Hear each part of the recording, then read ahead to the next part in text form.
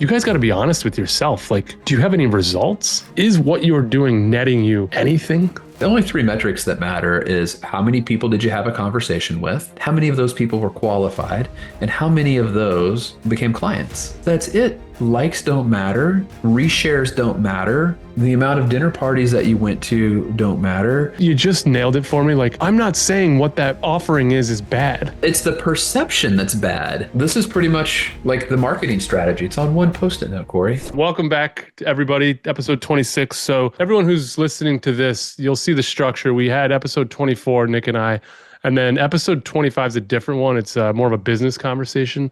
So if the intro feels a little bit different than a normal Good Till Canceled, that's why. But now we are back recording episode 26, and this probably feels more normal for everybody. We appreciate everybody following along. I know we enjoy it. It's good for us to kind of talk through some of these things out loud. And we think we're giving, our fellow financial advisors, financial planners out there a great blueprint to be successful in growing their business. I'll expand it. I think it's more than just advisors. I do, obviously, I think the content is mostly geared toward them, but fellow marketers, fellow pros in general, right? Anyone in the industry, I think, could benefit from this. And frankly, even clients and prospects who may be interested in finance, dabbling their toe, trying to understand a little bit of the behind the scenes stuff. So if they stumble upon that, I find that to be interesting too. Wholesalers, recruiters, all welcome. All welcome. All welcome. All right, let's dig in. What do you got? Do we want to start business first? Do we want to... Yeah, you want to do business? You want to do pleasure? Because there's been a couple. I think we owe it to the people going on. I think we owe it to the editor of this podcast and the people to start with business, and we'll get to the pop culture, sports, and goof later. All right, that's fair enough. So I know one thing that you and I both find shocking, and I'd love to hear you riff on it for a bit, is I think people in general need to be really careful about their comments on social media. It's not just the posts that you create. It's just not, dropping an amazing YouTube video.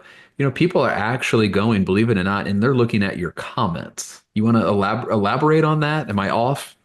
No, you're not off. We discussed this on a prior episode recently, actually, and let's just, I'm cool that you brought this up because I see it more and more and more every day. It's not that I'm so worried about someone going through your comments, which they will do, to your point, or could do.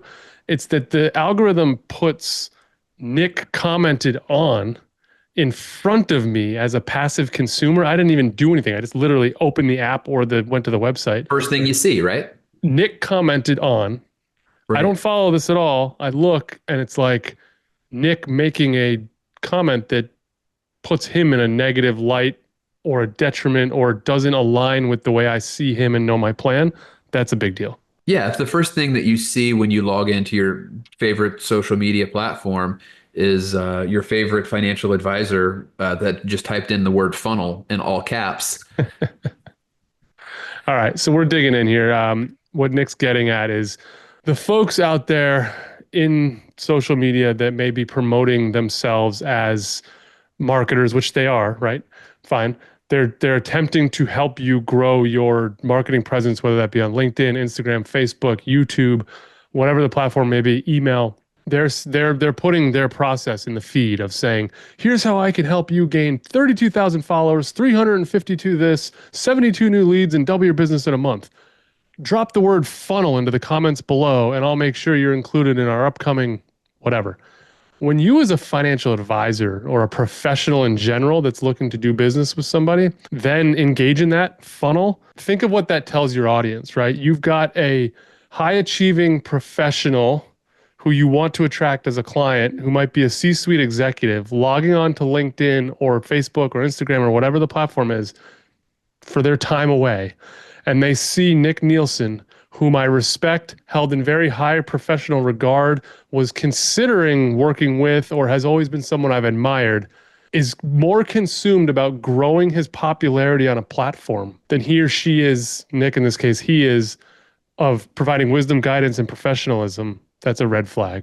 Yeah, and I mean, I think advisors are so advisors in general, they love gated stuff. Like, oh, let's gate something. Well, if you want to gate something, gate your comments. Instead of replying the word funnel for the world to see, why don't you just send that person a DM and say funnel? I'd love to learn more. I'm pretty sure you're going to get it. You just nailed it for me. Like, I'm not saying what that offering is bad. Maybe it is the greatest. It's the perception that's bad. That's correct. It's giving your audience the idea that you're more consumed with popularity and the growth of your social network than you are doing new and better and greater business. Yeah. Am I wrong? You tell me. I mean, I think you're 100% right. And, I'm someone who gets pitched by wholesalers, cold called by wholesalers every time to hear about the new great widget, whatever. There's a wholesaler that I know decently well, and I saw that he had this thing about like, hey, this is the way to get, 100 appointments set next month with advisors, and this is the script, da da da. And I was like, man, I've seen that script 3 times from wholesalers already, right? So now that I see that in public and he's like promoting it, now I think of him in a different light. yeah. What a great juxtaposition there by you just reframing it to the advisor and how they now may perceive that wholesaler who they held up here, Yeah. And I was right? like, you know what? I watched the video on LinkedIn. I already know what the next step of your funnel is. Yeah, it's like you're so yeah, I Corey, mean, like talk God about a way forbid. to kill. I mean, it's just a way to kill authenticity to me. See, that's one way of looking at it, which I totally agree with. Another is God forbid Corey needs elective hand surgery. And I've been following this surgeon who I just think is the best. And then I log on one day and surgeon is participating in these group pods to grow his or her reach through, funnel like this, add me to the group. And it just detracts from what I wanted to hire that surgeon for. Yeah. They still might be the best surgeon, but it's the perception of it that always is. You've already planted that seed of doubt on like, that's just a little cringe. That's a little uncomfortable. I just view that person a little differently now. Yep, you're giving me the ick. You're worried about the likes. And it's an industry that doesn't inspire confidence to begin with. You know what I It's a, mean? yeah, So like we're already you're not skeptical. starting. Yeah, you already, there's enough people that think we're snake oil salesmen to begin with, that anything that you do that could potentially plant a red flag to like, hey, this guy might be on the wrong side of the line of who I want to work with. Does this go back to your theme that you've shared in the past with folks and to our loyal listeners? You've heard Nick talk about this. Where do you put this in the context of like the advisor who just should not open the app or use the program in general? Like, is it a behavior that like they almost can't help, or like, dude, listen to what I'm saying, stop doing this and start using the app this way? Or is it like you got to shut it down? You just shouldn't be here. And who's going to tell them that? Right? Like they almost need like an accountability partner to be like, hey, this isn't for you. And you don't need to post your personal AUM on social media. That's probably not a great look to a lot of people who might be looking, to hire you. So it's like, who's going to hold you accountable when you don't know how to police yourself? I don't know the answer to that question, but I'm 100% convinced that there are more people that are losing business from social media activities than there are people from gaining clients from it. It might even be a net neutral, right? There's 500 new opportunities, but there's 500 opportunities missed. I would go the other way, dude. I honestly think there's probably more loss being had than Probably so. gains. Yeah. I mean, there's people that, especially over the past year, it just seems like behavior's gotten a little crazy over the past year. I don't know, maybe it was the election, but like I think differently about a lot of advisors just from some of the stuff that they've posted over the last year. I spend a lot less time on the social platforms, than I did, this time last year, certainly, pandemic level. And I think everybody is in like the quick scroll mode, right? I mean, it's just doom scrolling. Is there anything that can stop the feed just for a second? Okay, okay, that was cool. 15 seconds, continue the scroll, Yep. right? So attention span, super, super short. I think that You comes with don't a want to do couple things, anything. though. You nailed it. Like, I don't know, maybe it's the election, who knows? But I will say this. I definitely think the last 6, 12, 18 months, it's gotten goofier in terms of like, people are like, just fuck it, I'll put out whatever I want without the thought of like, how does this help? It's gotten weird out there. Yeah. And that also then contributes to that quick scroll because you're just like, this is just garbage, like just trash, trash, trash, trash, trash. So I was part of a conversation yesterday that was trying to be a nice guy, filling in, helping out, whatever, facilitating a The man of conversation the with people, Nick other Nielsen. Yep. people, philanthropy. as you will. Hmm. And Doing God's work. Come on, man. just asking questions, stirring the pot. And they came up with kind of the discussion went to like marketing activities, more of the traditional marketing activities that people were going to embark upon in 2025. So, all right, I'll play. People got talking about how, Yeah, who's not going to bite on that topic? I don't even know where you're going. yeah, like I'm Intrigued. in. Let's go. Let me facilitate this. And almost uniform, the thing to do, which I'd never even thought about, was to just fully immerse yourself in all of these nonprofit entities, foundation, whatever. Not because you personally believed in the nonprofit's mission of the foundation, whatever. It's because the people that attend those sort of events that these nonprofits hold would be full of people that would be ideal clients, theoretically. Or if you did it so well and so much, maybe at some point you could actually manage the money for the endowment foundation nonprofit. I was just so taken aback that people would actually like go and engage, use their time to engage in these different activities that they had no personal interest in. I found that completely shocking, and I'm so glad that we live in a world where we don't have to do that today. I want to dig in here. I figured you would love this one. This I seems don't know right up that I love your it. alley. I mean, I just have a lot of questions, so I need to know where your head's at with it. Like, I have a couple reactions. One of them, and tell me if I'm out of line here, is I've got a little bit of like, I mean, the word disgusting comes to mind. And I don't know that that's appropriate, but we're playing in a world, or we're going to participate in a world in which we hope to benefit from that actually just needs more help. That's a little scary to me that like folks might be out there raising money for cancer research and we're there to hope that we could add to our AUM. Like, how about you just lay out a check for $1,000 and move on? Right. Okay, so Well, maybe I'm wrong, right? Maybe I'm going down yeah. the wrong direction. Maybe that's just where I kind of went with it, but I Or it's don't like, is the only, I think the purpose of the why matters, right? Is the only reason that you're giving the $1,000 for cancer research because you think that it's a lotto ticket that leads to a new client. yeah, I don't like that. I don't like that either. That feels wrong to me. Yeah, I'd rather you keep your money and let us continue to do our thing and work towards our our belief and whatever we're working towards to help people. Yeah, I agree with you. What other angles am I missing here that people are spending their time like what am I missing out of this? like, why would you want to spend your time and energy in something that you have no interest in? Like why are we doing this? Like, Who if where you're does this even doing come? I've never even heard of such a thing. apparently they're all doing it. Apparently I'm the only one not doing it. They couldn't believe that I'm not engaged in this sort of Okay, let's play this out um, a little bit. My twins were born premature, so the March of Dimes is something that my wife and I, believe in, donate to, spend time kind of involved in. Prematurity, NICU, all that. Your kids are adopted, right? So that's, I'm sure you and Jesse, your wife, have an affinity towards programs that cater to that, right? It would be a little odd for me to feel comfortable with solicitors in the room during said event. No? I think so. I mean, maybe they don't care. Like, hey, Nick stroked a check for $1,000. I'm glad he's here. It's really important to raise money for the NICU. Okay.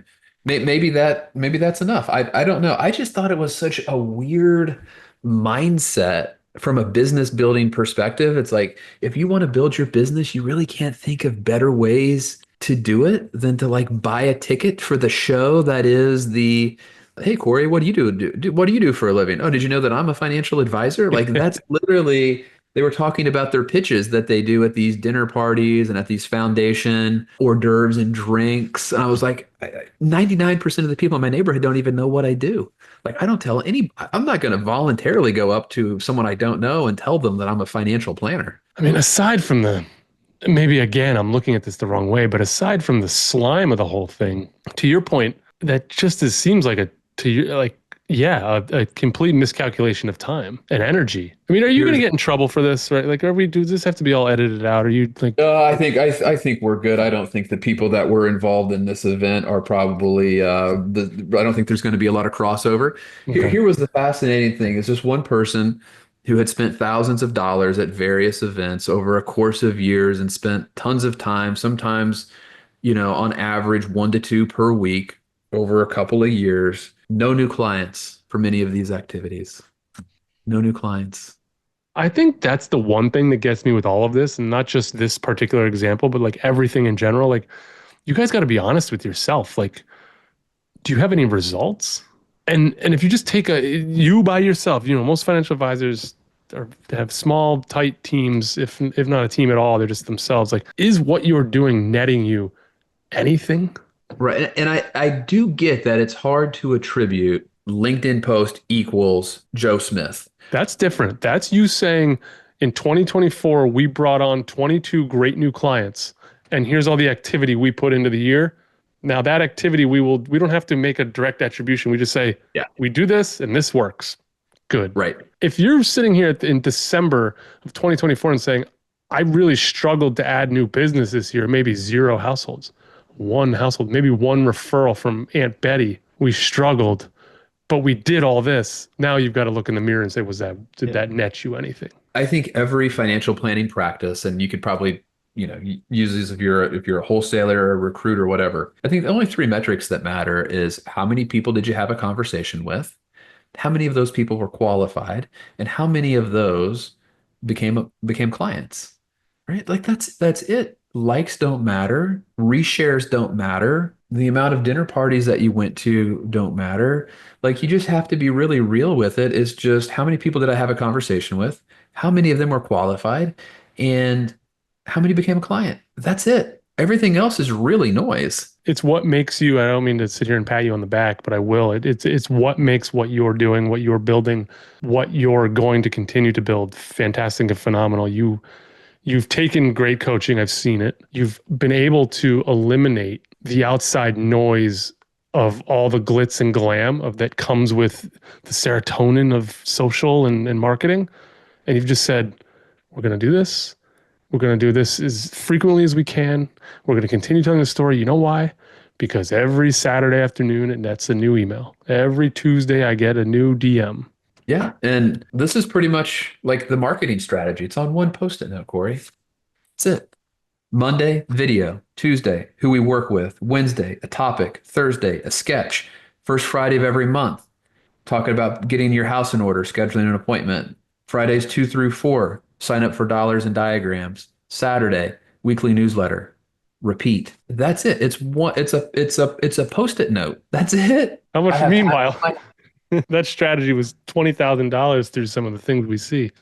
We'll have to edit this out, right? We'll have to gate it, make them pay for it. Give me your email.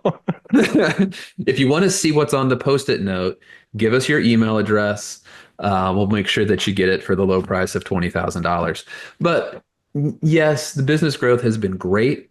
It's continued to compound because all of it compounds, referrals compound, new introductions compound, it all compounds. But this is available to everyone. This is not unique to me. I'm not a unique or beautiful snowflake.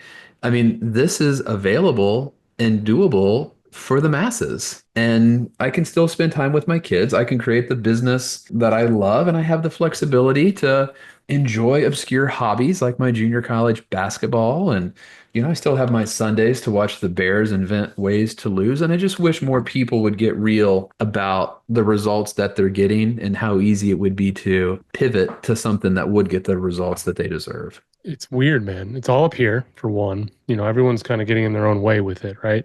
But the opportunity that's still in front of us still exists. Of course, it's not as wide open as it was in 2020, 2019, but it's still there. And, I'll say this selfishly, I guess I hope that no one executes on it, because that just means more for me, you, and those that are currently executing on it. But in reality, there's room for all of us. We can all eat. And I wish more people took advantage of this advice. Yeah, there's more people out there than we could ever possibly help. And so this is available to anyone to create the business that if you just kind of closed your eyes and imagined what the ideal financial planning business looks like for you, there's a way to create it without any sort of limitations. I mean, it's wide open.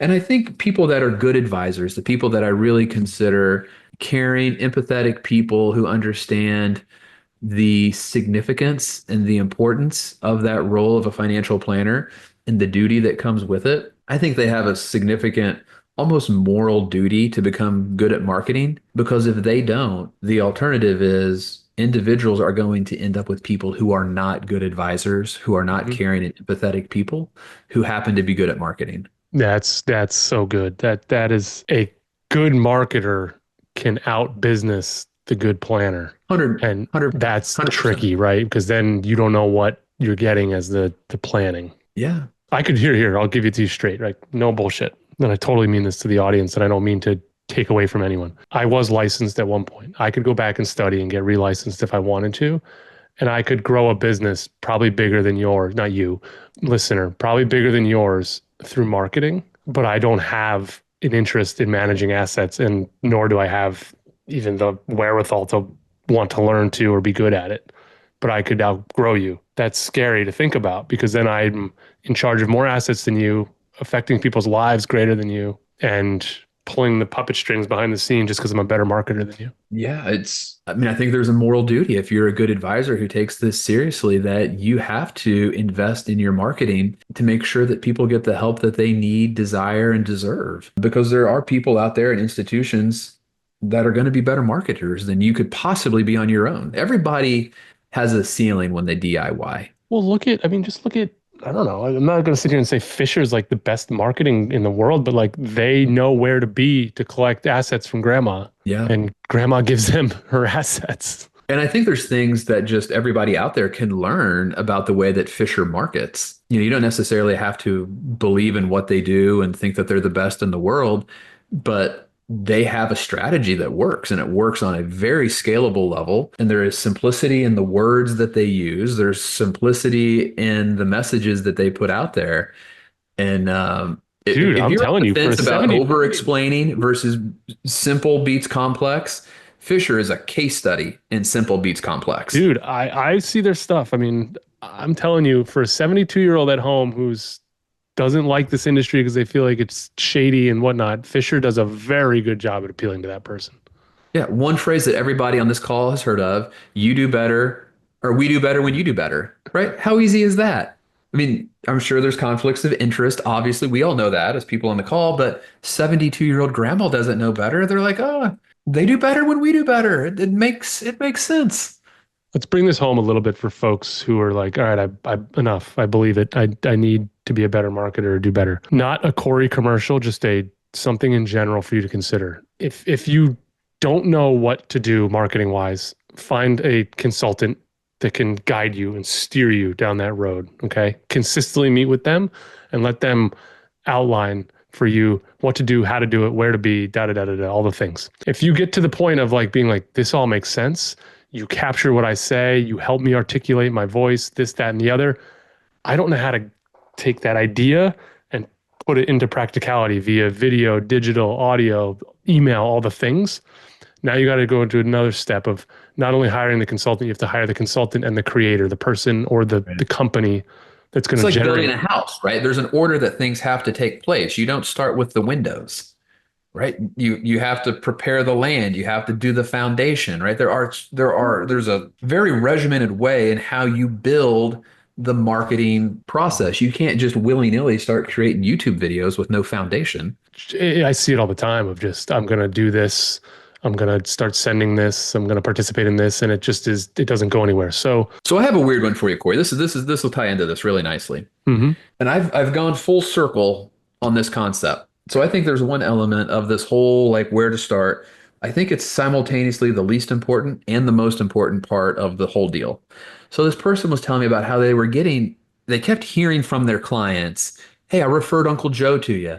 Hey, did Becky reach out to you? I gave Becky your information." So clients were telling her that they were getting all these introductions. And she was thinking to myself, you know what, Nick, I haven't heard from any of these people they're telling me about. What's the first thing that they do?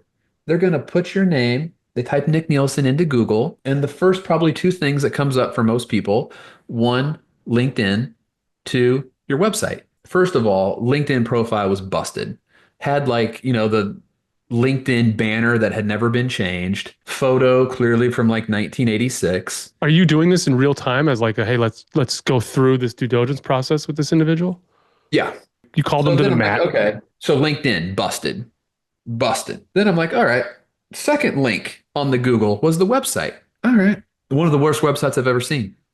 So I think it's like a foundational level. Like if, before you start thinking about creating content, you have to, I think you have to shore up the holes in your business that exist today.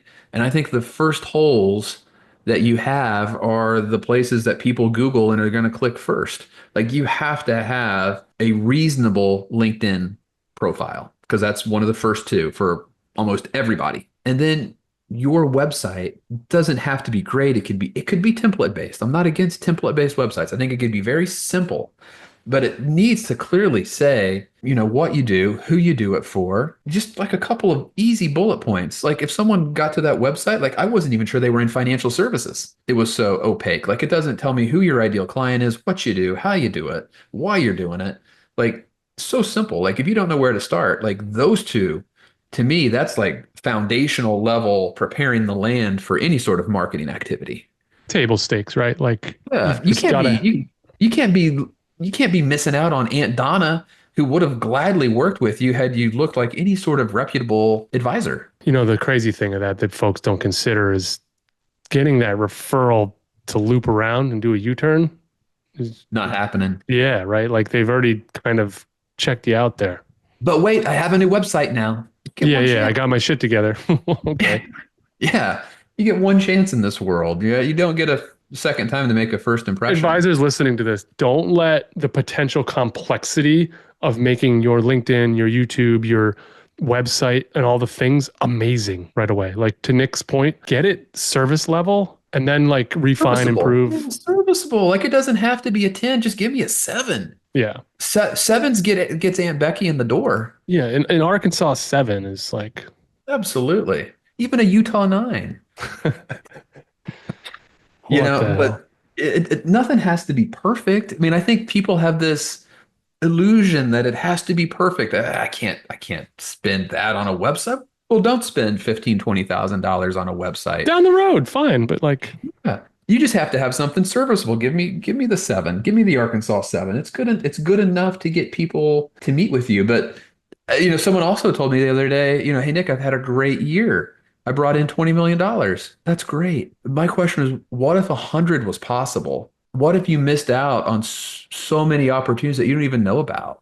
yeah, the ghosts. Yeah, and you'll never know. There's no way to quantify it. I mean, you just got to try to plug as many holes as you can identify within your business, and that's kind of what we do with the Well, month we're of not December. perfect, Just plug, right? plug. KMP Oh, has missed clients in the background that you have no idea about. I've certainly missed people that I have no idea could have been awesome partners in relationships and business. I have no idea. I probably lost dozens, if not multiple. Like I sure. have no idea. The You're point never going to is get them all. That's not the point. the point is I'm constantly aware of that being something. And two things as we move forward here. I have a couple of financial related things to dig in with you, or we could stay on the marketing for a moment until we finish that up. We can pivot. I think people get our viewpoints there. No, I want to drive a couple things, so I'm going to All veto right. that pivot. All right. I like it. Go for it. As you know, I launched an advisor group in 2022 called the Financial Advisor Marketing Group. We met on Tuesdays, every other Tuesday, I believe it was, to kind of have a chat and get together as a group. It became something different than I found when I started it, and the lack of motivation and inspiration that kind of waned there weighed on me, and I decided to shut it down. With that, I want to ask you what your thoughts are on the current state of and their usefulness of advisor groups. I don't think you can put a bunch of C's together and create A's. I think groups are only as strong as the people within them. The bigger they get, the more watered down they get. So, like, I think the groups that look and feel more like a mastermind, 6 people, 8 people or less, that are all going through similar things. And I'm a huge believer that eagles fly with eagles, seagulls hang with seagulls. The two will never intermix. If you can get into a group of people that inspire you, and that you look up to, and people that you think will give you wise and sound counsel at times, especially when you don't want to hear it, by all means, that's something that you should be a part of. But there are too many groups that are just groupthink and an excuse to play office. That's probably not going to advance the ball. I want to tell you how much I appreciate that answer. I had no idea where you were going to go with it. I just kind of threw that out there to see where you took it and ran. And it's something I've considered actually. There's nothing more to it other than just a thought that for some of the folks that I'm personally working with at no charge to them, the Eagles, if you will, the elite advisors that I'm specifically one-on-one working with, I've thought, do I put a group back together for that, for the people that care the most, that can bring the most value and that are interested in moving the ball forward instead of talking about moving the ball forward. And it's not to say that folks that I've worked with in the past or had in the group in the past weren't there. It's just that if I'm not working with you and understanding where you're at in the business cycle and your commitment to it, it's a harder thing to gauge, right? Is that selectivism? I suppose, but I've thought about it and I wanted your perspective on groups. I think you have a lot of people who join those groups that are just curious, right? Who have no real desire to add value or who are in a place where they can really provide meaningful impact because of maybe lack of experience or they're young and just don't have enough real world experience in some cases that they're almost just like look-see-loos. It's just like a train wreck for them. They just want to see the carnage that's happening inside and just curious on what successful people are doing. And I think that detracts from the mission of the group. Okay. Interesting feedback. I appreciate it. Second, last thing to wrap up on the marketing is you dropped on me probably a month ago, but it's been in my notes regarding white label services and the add-on packages that come with them, and that advisors love a good, quote, combo meal, end quote. Why is that? And have you heard of any of these services having success amongst your colleagues, contemporaries, and peers? I can't think of anyone that I've ever met of all the advisors that I know that has had success with any of these white glove type services or, the website slash marketing package all in one, whichever kind of way you're going with it. I've never seen it happen in the real world. Where I'm going with it is I could But I slap think they do it your because it's easy. Like it feels easy, right? Like, oh, well, if I can do my website with this company and then just for $200 more, I can get all of this awesome content because they tell me it's awesome content. And with a push of a button, I can email that out to all my clients and prospects. And Corey, it's amazing content. Have you seen it? It's incredible. They have pictures and thumbnails and everything. And on some of them, you can even go in and edit and add your own thoughts to it. All on one chassis platform and an easy click. But it doesn't work. But it's easy. And it gives the advisor some sort of sense of I've accomplished something, I've done it, I've checked the box. What's the deal with that? Because I've definitely run into new prospects that have come in and they're good people. They're good and I feel like they're good advisors. And they've just got this idea of like, I have to check the marketing box. So that's why I'm here. And I basically explain to them that I'm not the right service for them. And they move on and they go, I guarantee it, they go redeploy those dollars that they were going to give to me to someone else who does meet them in their space. And I'm just curious, it's like, why would you do that? I think financial advisors, it's kind of like the barbell, right? You have people that are really cheap in aspects of their life, and you have people that same person in other aspects of their life, they will spin at the extremes. And I think sometimes with marketing, they don't understand how difficult, I don't want to say difficult's the right word. I don't think they understand the energy because there's an energy requirement that's committed more so than money. I don't think they understand the energy commitment that it's going to require to get them to get marketing results. Because even if they get the greatest marketing person on earth, i.e., you, there is still an energy component that me as the advisor has to put in so I can share with you the stories that we're hearing and how we're helping people. You can't just guess at how I speak to clients. You can't guess at the things that we're doing that makes us unique. That happens through conversation and an energy that I have to give to you so you can go and do great work.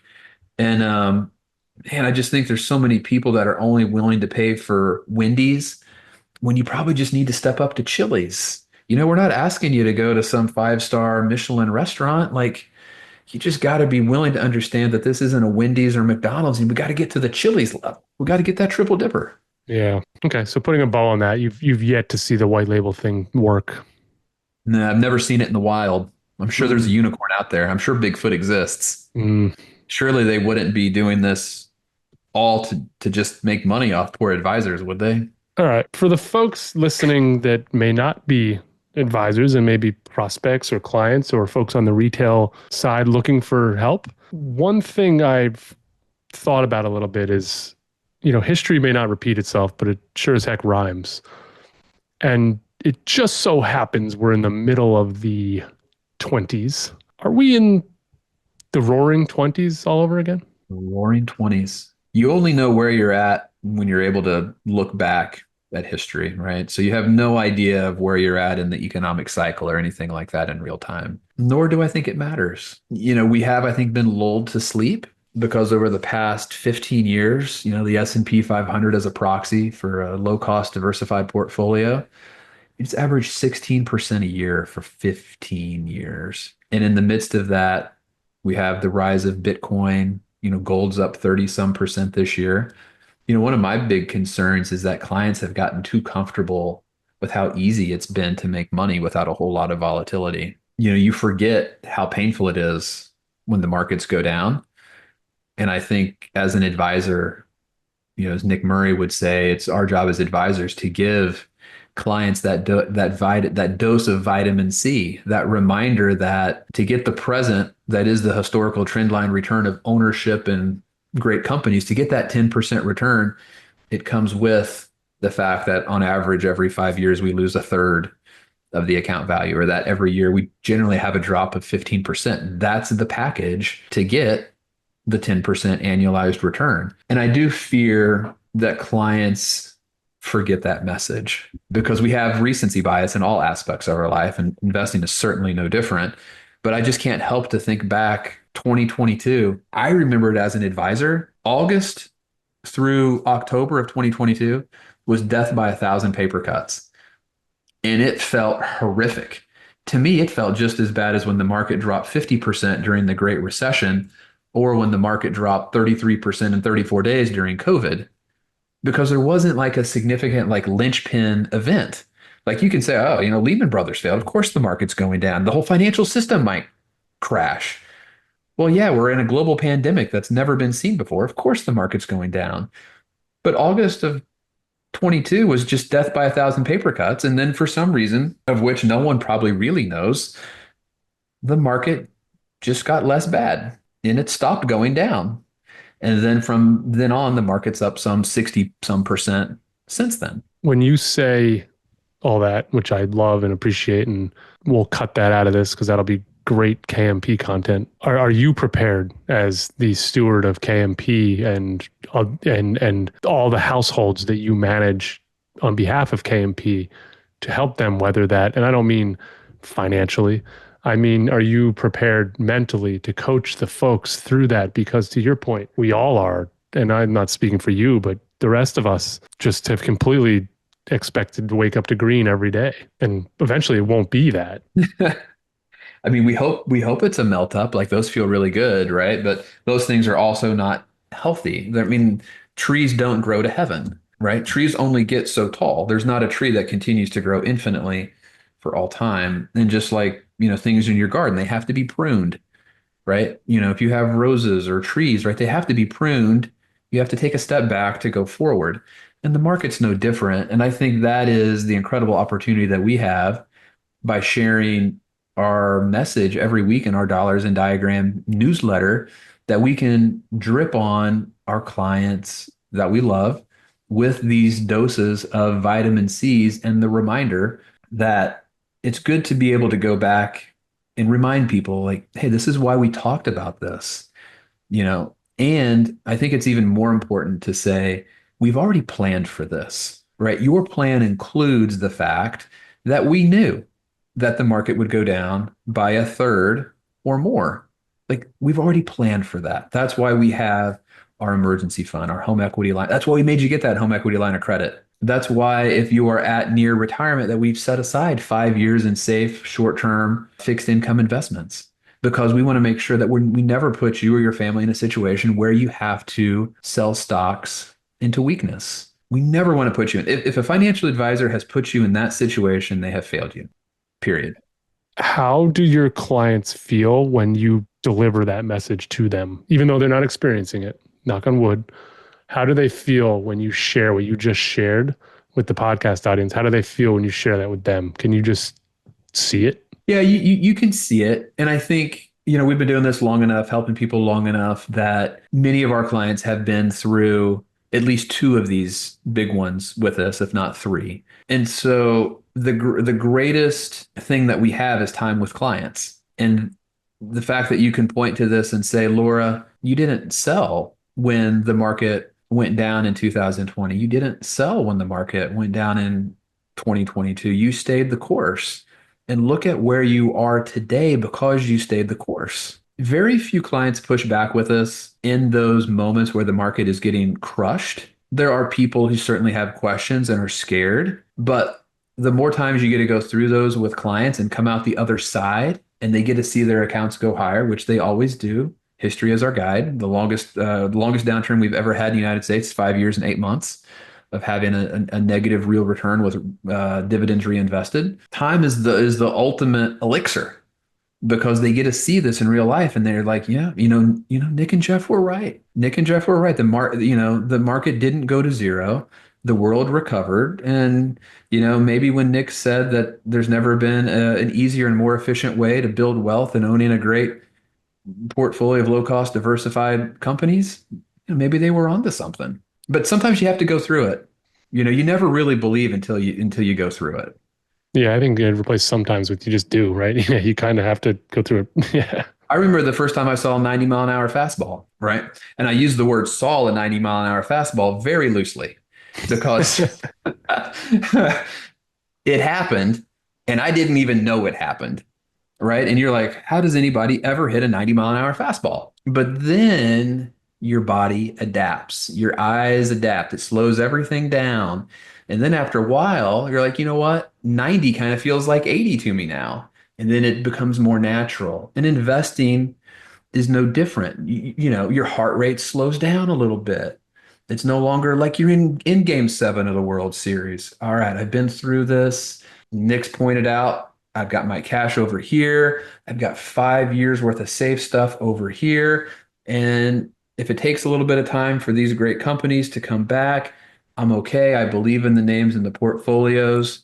None of the companies are companies that I think are going to go out of business. I love the perspective. I love the thoughts. And like I said, I tee you up a little bit there because I just think it's helpful to some of the audience that might not be on your side of the desk. Everybody thinks every asset class right now is good. I mean, we're certainly in a mental bull market, if nothing else, right? Regardless of what's going on in the economy or whatever. I mean, people just feel like mentally that it's just right Yeah, now. and I don't want to disparage anyone by this comment, but like I hear all this rhetoric on the news and Washington and everything about the economy and the economy and the economy.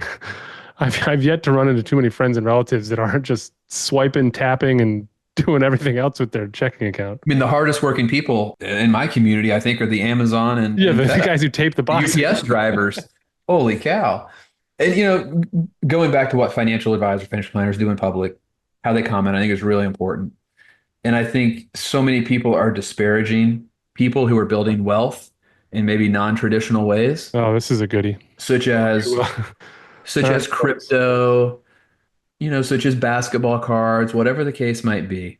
And this conversation came up yesterday. People wanted, my take on crypto. And hey, everything works in moderation. Nothing works in concentration. And who am I to disparage someone who's up 10,000% in a cryptocurrency? I mean, in going out publicly and disparaging these people and talking about how it's all going to go to zero, I just don't think it's a great look as a financial planner. I don't know why we have to put people down. Maybe you expose the risks of having too much concentration in anything, I mean, I don't see posts about people having 90% of their net worth in crypto or in Nvidia as much as I see people, going crazy about, cryptocurrency or gold or IUL or whatever it might be. I mean, I just don't think we need to demonize people because that's not going to help people raise their hand when they have a pain point that they really want some financial planning help with. I believe in what you're saying the most. I think that the best thing all of you can do is not judge folks for their past behavior, rather educate them on things that they might want to consider going forward. Yeah. And I will never understand the whole, you consider your real estate an investment, you should be renting. I can't believe you bought this. You went to Disney and spent 12 grand. You think Bitcoin's going to $100,000. Are you out of your mind?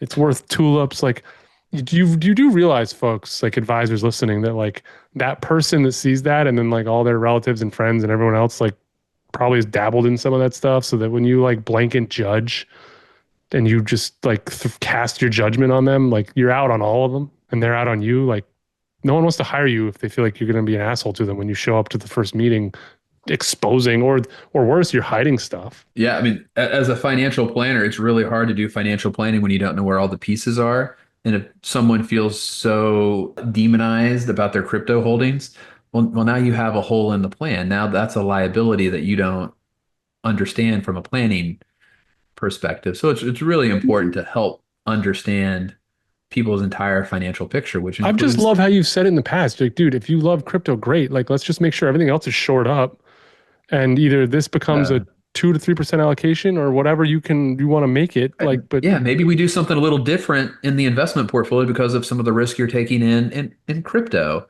right? Like everything works in moderation. I'm completely convinced that everyone works in moderation. You love cash value life insurance?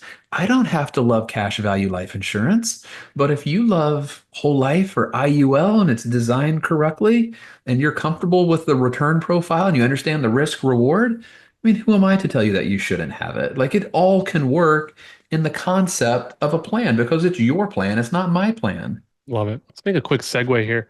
Don't spoil it for anyone because you've plowed through the entire season already in like a day.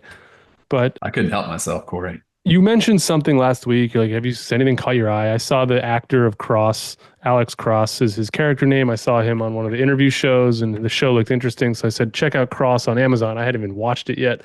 You plowed through it in 6 hours, and now I'm on episode 2, completely hooked. And the only drawback I have, which I'm interested to see what you think, because you've seen many more episodes than I have, but like I'm a little confused as to why there's like a helper. Like I always like my bad guys to be solos. I'm a little confused as to like the helper guy, but otherwise I love that it's like DC detective homicide. Like it's got that dark element that you pointed out of like The It's like Wire. Dexter and The Like Wire. it's got the streets in it, and it's got Yeah. like criminal like nastiness stuff that like just it's good. And And it's got the music too. yeah, No, I thought Cross was so you're incredible. done, finished. I'm done. I mean, give me Cross season two. Let me inject that straight into the veins. I haven't enjoyed a show like that in so long. Like that was just so refreshing in a super dark way. I mean, Like he's going through like, pain with his wife and the whole thing. Yeah. yeah, yeah, and man, I'm so excited for you.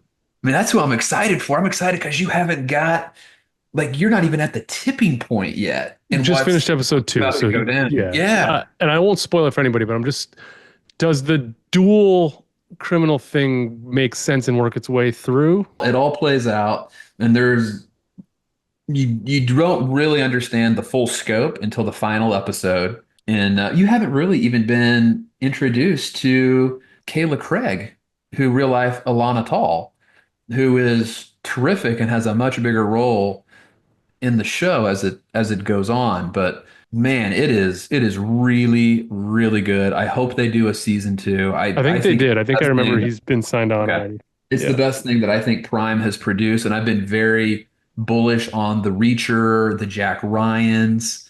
But Yeah, man, this one's Cross, more raw. This awesome. has the Yeah, HBO Showtime feel to it. yeah. Some of the other stuff, like it feels like a little soft. You know what I Mhm. mean? Yep. And like they didn't hold back on this. Anything else out there catching your? I mean, we're kind of in holiday season, so it's the movies are kind of fun. But anything else that the Yeah, folks I'll need to get hear pop culture yeah, from you? yeah. I'll give you two. Silo season two. I'm a huge Silo season one. I thought was terrific. It's on Apple Plus. Tim Robbins is in there as the mayor. It's about an underground facility. People have to live in silos, underground silos, because the Earth is no longer inhabitable because of something that we don't know happened years prior. So all of these people live underground in silos. Okay, interesting. I could check that out. I for some reason thought that was in the Star Wars world, but it's not then. No, no relation to Star Wars. It is a little dark as far as like post-apocalyptic type era. It's not sci-fi, so I think that checks a box for you as because I know you're not a sci-fi guy.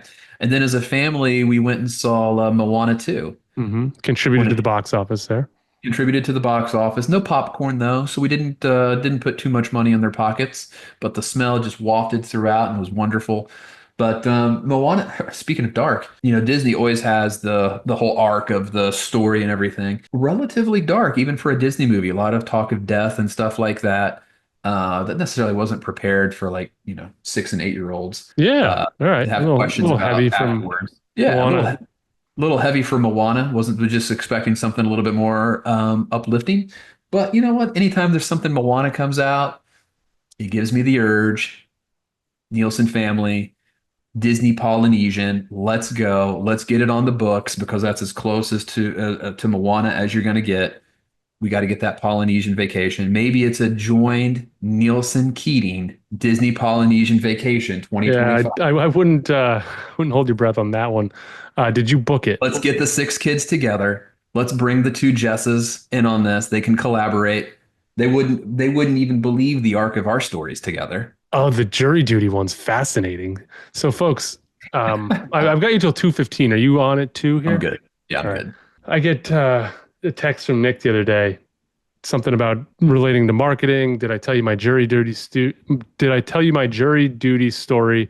I've got some stuff coming up at the end of December. Can you make sure you get to it business related before I have jury duty? And I was like, literally like, holy shit, what are you talking about? I got summoned like 2 days ago for the exact same dates in Pennsylvania as he did in North Carolina. I'm going to be away, so I got to get a reschedule from the judge, but definitely found that to be the irony there, considering our anniversary dates are the same. It's just funny. I can't wait. The next time we get together and do this, I'm going to have stories from jury duty that might be somehow applicable to, I don't know, marketing, financial planning. I don't know. The last time I was in jury duty, it was fantastic. I had a wonderful time. I'm not necessarily excited about like shutting it down for a week with no access to Wi-Fi or anything like that from 9 to 5 during this time of year. But, you know, it's my service to the country, I I suppose. understand. I have mine now rescheduled for late January. So clients of CoreyKeatingIndustries.com, it's going to be a light early February for you. And in Um, Pennsylvania, do a whole week? I don't know what the deal is. Last time I didn't get selected. Last time they asked me to join, I went on the night before and they said, don't show up. And I said, all right, fine. Yeah. So there's still a chance I may not get in, but yeah, I have to call Friday night to see if I report Monday morning. So Yeah, well, hopefully I'll have some stories. Hopefully I'm good enough to make it. We'll see. a good citizen. The Birds will be hosting your Cats, your Panthers this weekend. So that's on the ticket. The line is 12 and a half. Could be an investment opportunity for somebody, but Bryce Young, talk about the arc of a story. Everybody thought his career was over, maybe going to be in the Canadian Football League, maybe a high school football coach. Completely resurrected his career in like a four week span and looks like a serviceable quarterback. Fascinating story. Another one that came up recently is that the Buffalo Bills are exploring a dome. Is that what I heard? I haven't heard that, and that hurts my heart. To me, that's disappointing. I I want believe snow. I don't want to I misquote want there. snow. We don't get enough snow. I don't want these cold weather I teams. agree. Minnesota should Dome, be outside too, and Minnesota. Detroit. Yep. Yeah, I want snow. I mean, how great was it? It was the Thursday night game. We had two recently. Yeah, the Yeah, Buffalo won last week on Sunday night, and then we had the Thursday night one with Pittsburgh. Pittsburgh, Cleveland, Yep. right? Yeah, with famous Jameis and that amazing ending. that the NFL, like NFL networks captured, like Jameis going into the end zone, the snow was perfect. I mean, you don't get that feeling in a dome. That's Like for that, us though. I've heard interviews with the players and they hate it. I'm sure they hate it. They're Everybody like, we hates. can't our footing, Could our you knees. imagine, could you imagine if Lambeau Field was a dome? Oh, what a bummer. And I get it. I wouldn't want to play on frozen No, grass yeah, or frozen concrete. turf. I mean, that has to be the worst feeling on earth. But as a fan, man, that's awesome. I'm with you. And then you and I are gonna have to tackle as well this other controversy coming up in baseball from Rob Manfred. Have you seen Oh this yet? no. The magic, what do they call it? The The magic golden bat batter. or golden bat. I mean, where do they come up with this stuff? This is terrible. Video games. Oh, it's terrible. It's one of the worst ideas ever. That'd be like the NBA coming out and say for the playoffs we're going to play 3-on-3 half court. Which they I mean, very well may do. I don't know if that helps your 76ers at all. I don't know how Embiid would feel about playing half court. Is he willing to play 3-on-3 half court? I don't I'm know. so scorned and upset. I can't even like I'm worse now than I am after a playoff out. So just for what that's worth, because it's like an entire season that's gone. Have Uh, you calculated what you'd have to do from this point to make the playoffs? Like, is no, there I can't. I don't care. is I'm so pissed that like I still can't get on board with the fact what I asked you the other day is how you sign someone in September to a super max extension that you can't even put on the floor. Like, don't you have the people in place to like say this isn't a good idea? they had to see, sometimes you make deals with your heart and you can't see things that are right in front of you. But I mean, he was broken down in the playoffs last year, right? I Somehow mean, totally fine for the Olympics. Just saying. then immediately broken down Then again. immediately broken down. Paul George is back playing though, so that's good. McCain looks like a serviceable player.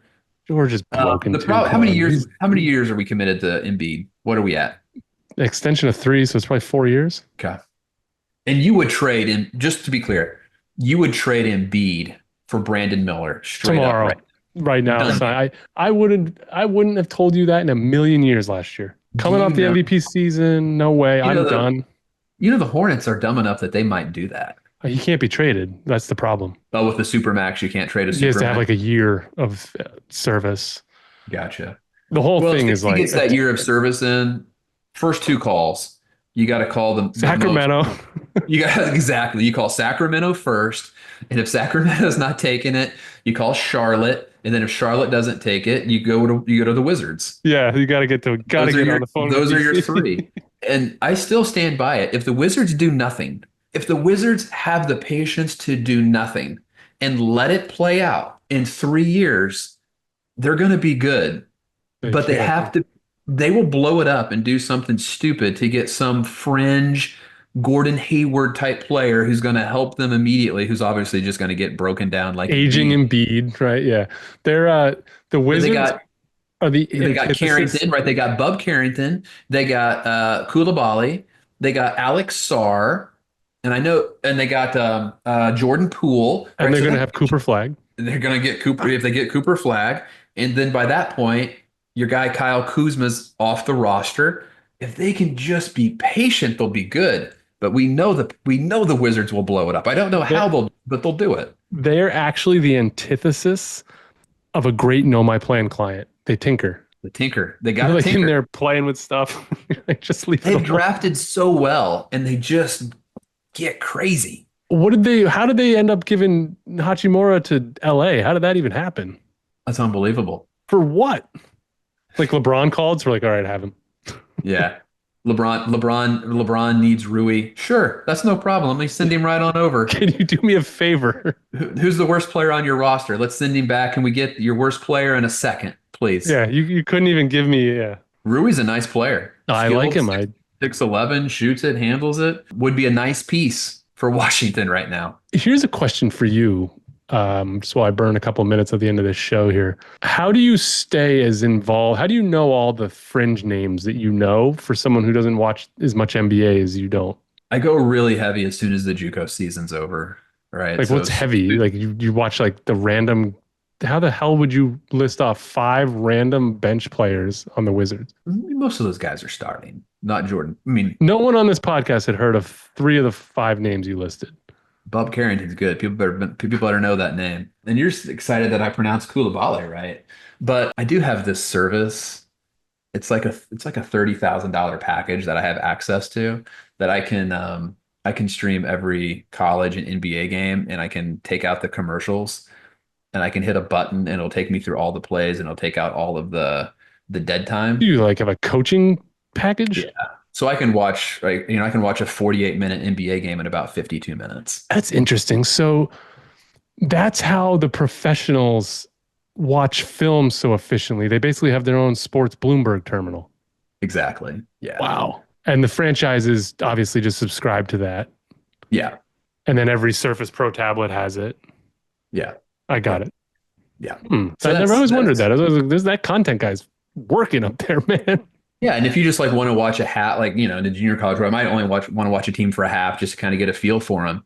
So I mean, you could blow through, a half of basketball in 20 But minutes. is yours like the kind where they can like rewind and keep looking at the play like in slow mo? Like Yeah, and it'll give you like instant shot chart, that kind of thing, so you can see in like real time where the shots were taken from, and that's got to be one uh, hell of a program. $30,000 a year. It's real. I mean, it's a significant. Yeah, and then like all the colleges and pro teams pay for it. Yeah. Wow. Yeah, that's because I've always wondered that. You watch the programs on Netflix, Quarterback or Hard Knocks, and these guys are just reviewing film like instantly. Yeah, the only downside is like for me, like I can't watch it in real time, so I have to wait until the following day when it gets uploaded. Hmm. And then once it's uploaded, you can blow through something really, really quick. That's incredible. Or it's like, That oh, well, you know what? Like in NBA games, regular season, it's like, why are we watching the first three quarters anyway? Let's just go to the fourth quarter and see what happens. yeah, That's it's where the gonna be magic interesting. happens. Another thought there that I don't know if you saw the highlights of. There's something on Instagram last night where they showed an NBA possession like sped up and like how bad the game is right now. Or it's just like launch three, kick it out, launch three, kick it out, and it's just like a three Oh point yeah, yeah. That contest. was the Lakers game, right? Yeah, I did see LeBron's just like that. jacking threes. What is the last I saw, he'd missed like 23 consecutive threes. Has he landed one yet? I don't know, but it was really bad look for the league of like the Speaking analytics about of a bad this. look for the league as a marketing person, what are we doing with the floors for the play-in? I think you're more bullish on the floors than I am. I am definitely more bullish on the floors than you are. I get that there's strain on the eyes when it's just you pop in, it's like holy blue. Yeah. It's like But I can't watch Boise State football. Like that yeah, blue, the Smurf turf, it's too much for my eyes. I'm with you. It's got mixed reviews. I don't know. I've just listening to the radio and the local and the stuff. Some people love it. And I think it probably varies from team to team just because the colors are so drastically different, from organization to organization. But like the Lakers with that yellow floor, that one time they had like an all yellow floor pretty much with yellow jerseys. And it's Yeah, like, I can't find guys. yeah, I'm I'm with looking you. for like black sneakers to like figure out where there's bodies. Like it was tough. Yeah, the NBA. I think the Emirates Cup is cool. I think they need to do a better job of explaining it to all of us. I personally, I could use some help there, but well, it looks like I'm losing power here. But I don't know. I'm so out on the What I'm Sixers right what now I'm that I'm bullish on and will remain bullish on is the greatness of the NBA playoffs. fair. It's Well, Nick, beautiful. episode 26. I appreciate it, dude. It's been fun. We covered a lot of ground, and thank you all for listening.